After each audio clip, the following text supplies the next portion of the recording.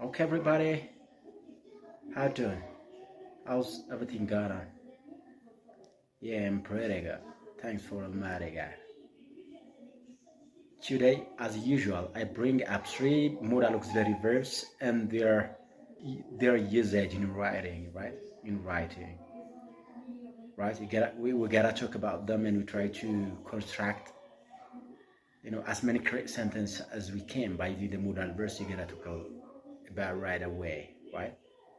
So I just want you to pay your attention, right? Because they are very important, and we mostly, ask you to construct sentence by using those auxiliary verbs. We gotta talk about right away, right? That's the point. So we need to stay focused on the way how these auxiliary modal verbs are basically used for sentence construction. Even we can use them for our everyday speaking as well, right? Sometimes we may have the possibility to use these modal verbs for expressing the extent of certainty for something to happen, right? So we are not there to say that these three auxiliary modal verbs are the same in usage, the same in function, because there is something that makes them different, right? So we need to talk about the thing that makes them different, and I will try to give you some illustrative examples how these modal verbs are basically used for constructing correct sentences, for expressing certainty, So we gotta take a look on them, and we are going to construct sentences by using the modal verbs that we are going to deal with, right?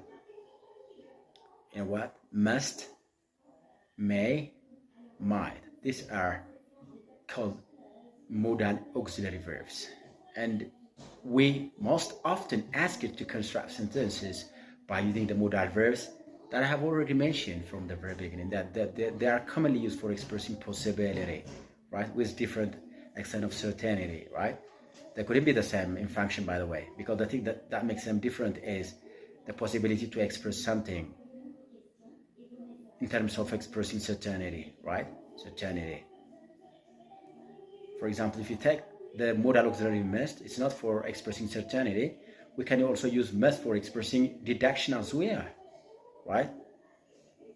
We can have the modal verb must for expressing obligation if it's given in a strong way, right? If you want to, if you want to order somebody in a very strong feeling, in a very strong way, we sometimes use must for expressing our strong feeling, our strong obligation to we are going to impose